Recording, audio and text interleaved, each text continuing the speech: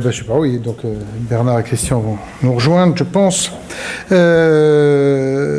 Ce matin, oui, on a évoqué les textes de la semaine. Donc, on a le texte sur la protection de l'enfance, donc qu'on vote. Hein.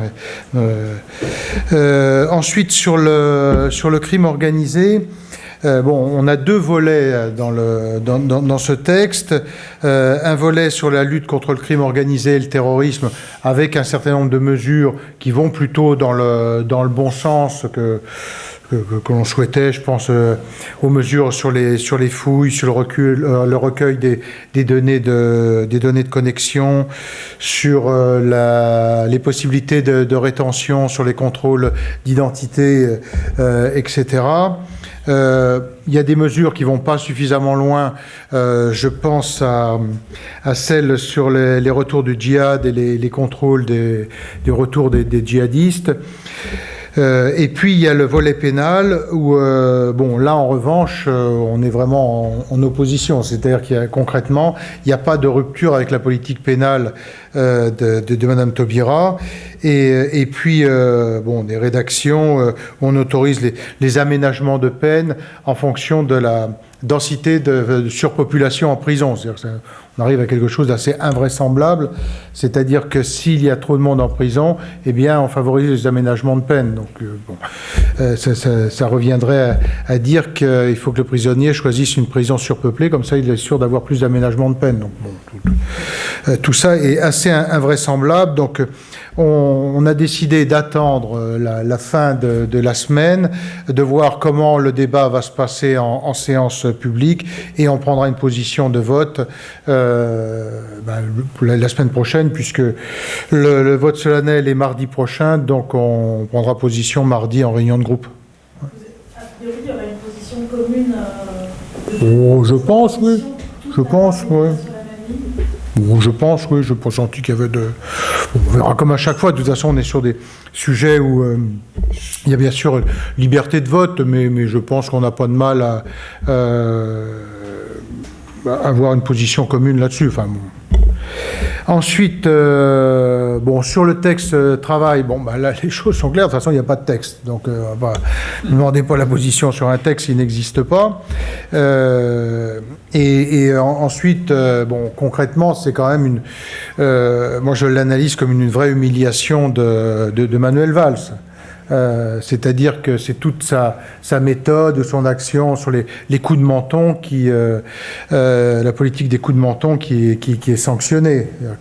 Pris dans un étau entre d'un côté Martine Aubry qui tape avec les organisations syndicales, de l'autre côté un Macron qui lui en est à donner des leçons en expliquant qu'il faut laisser du temps au dialogue, au débat, etc. Et un président de la République qui serre la vis de l'étau. C'est à peu près comme ça qu'on peut résumer les choses sur le plan politique. Voilà ce que je pouvais vous dire. Vous voteriez un texte modifié? Je ne prends pas d'expérience sur ces sujets. Chacun est dans sa mission. La mienne, c'est celle d'être président du groupe. Donc, tant que le texte n'a pas été déposé à l'Assemblée, débattu en commission et en première lecture, mieux être prudent. Alors, il y a bien sûr, là aussi, il y a des mesures dans ce qui a été annoncé dans la presse qui vont plutôt dans le bon sens. Mais soyons prudents, attendons de voir quand il va passer en Conseil des ministres. D'abord, ce matin, en conférence des présidents, on a interrogé le ministre chargé des Relations au Parlement. Il a été assez évasif sur la date. Il est resté très prudent et il nous a même dit qu'il y aurait vraisemblablement besoin de la session extraordinaire. Donc, je ne sais pas où on va atterrir sur ce texte et de quelle manière. Il a parlé d'une session extraordinaire en juillet, c'est ça? Oui, session extraordinaire, oui, parce que si ça finit à 30 juin. Donc... Pourquoi reprendre 15 jours en avril? Non, c'est sur l'organisation des travaux du Parlement, c'est n'importe quoi. C'est-à-dire qu'on est là dans la période du printemps où, en gros, il n'y a rien. Et après, il va falloir montrer que le Parlement est au travail, mobilisé, que le gouvernement est dans l'action et pas dans les élections. Et donc, on nous fera une session extraordinaire qui finira début août pour dire aux Français, voyez comment ce gouvernement est au travail. Enfin, et il faudra redémarrer très tôt pour montrer, bien entendu, que les élections ne s'en occupent pas. Et en ce moment, on va faire 3-4 mois là, de début d'année avec rien à l'ordre du jour, pas grand-chose. Mais bon. La visite du président de la République au salon de l'agriculture, comment vous l'analysez ? Écoutez, moi, j'ai eu l'occasion déjà de réagir à plusieurs reprises sur le sujet. Hein. Je pense que tout le monde peut le regretter, mais les premiers qui le regrettent, ce sont aussi les agriculteurs, c'est-à-dire qu'ils sont aujourd'hui dans une situation tellement acculée au bout du rouleau pour beaucoup d'entre eux, que cette expression, j'ai eu l'occasion de le dire, hein, ça va au-delà de la colère, hein, c'est de la tristesse, de la résignation, et donc personne ne s'en satisfait. Il n'y a pas, pour bien connaître le monde agricole, il n'y a pas un agriculteur qui vient en disant on va se réjouir d'aller huer telle ou telle personnalité. Donc on est vraiment dans une situation extrêmement grave. Et le reproche très lourd que j'ai à faire au gouvernement, là aussi, on peut regarder dans les mesures à court terme d'allègement de charges, il y a des mesures qui vont dans le bon sens, mais c'est de ne pas avoir pris en compte cette situation de crise. Le dernier Conseil européen, qui est un véritable échec, parce qu'il n'est pas anticipé, parce que François Hollande n'a pas fait le tour des chefs d'État et de gouvernement au téléphone, parce que le ministre de l'Agriculture n'a pas fait le tour des capitales européennes, parce que depuis 1 an, on est dans une crise qui dure, il y a eu 10 conseils des ministres de l'Agriculture, le ministre de l'Agriculture en a séché 4 sur 10, c'est quand même invraisemblable. Et ça n'est pas moi qui le dis, je vous invite à prendre connaissance du rapport qui a été établi par Pierre Lequillet et par Christophe Carèche au titre de la Commission des Affaires européennes sur la présence des ministres. Donc chaque conseil est détaillé avec la présence des ministres. Et qu'on ne nous dise pas, mais il y a des sujets plus ou moins importants. La France est concernée sur tous les sujets en agriculture. Que ce soit sur les dossiers viticoles, sur l'horticulture, sur les céréales, sur l'élevage, il n'y a pas un secteur d'activité agricole où la France n'est pas concernée. Et les autres ministres mettent un point d'honneur, les autres gouvernements mettent un point d'honneur à ce que leur ministre soit présent, et nous, le ministre de l'Agriculture française, il est, je ne sais pas où, mais en tout cas, il n'est pas au Conseil des ministres. Donc, cette non prise en compte de la gravité de la crise est invraisemblable de la part du ministre de l'Agriculture, de la part du gouvernement. Quand est-ce que vous avez entendu le Premier ministre prononcer même le mot agriculture ? Il y a 15 jours ou 3 semaines. Mais avant, on n'a jamais entendu un mot. Le président de la République n'a même pas évoqué la situation agricole au moment de ses vœux. Enfin, je veux dire, il y a là, alors ça plus la situation sur les prix, mais la non prise en compte par le gouvernement et au plus haut niveau de l'exécutif de cette situation difficile de crise de l'agriculture est incompréhensible pour les agriculteurs. Et donc ça amplifie effectivement ce sentiment de colère, d'abandon, de ne pas être reconnu, de ne pas être pris en compte.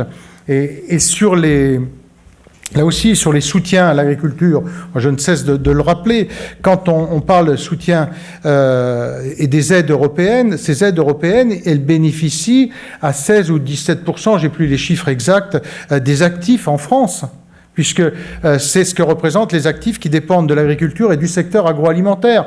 Dire que ça va aux agriculteurs, c'est totalement faux, faux dans le raisonnement, parce que si on a une industrie agroalimentaire avec tous les emplois qu'elle génère, avec les 10 milliards d'excédents dans la balance commerciale qu'elle rapporte, et donc tous ces emplois, c'est parce qu'il y a ce soutien. Donc le jour où il n'y a plus d'activité de production, il n'y a plus d'industrie agroalimentaire. On n'a pas d'exemple d'une industrie agroalimentaire qui tienne dans la durée s'il n'y a pas d'activité de production. On peut tenir quelques années, mais très vite, si on commence à travailler qu'avec des produits d'importation, l'industrie tombe.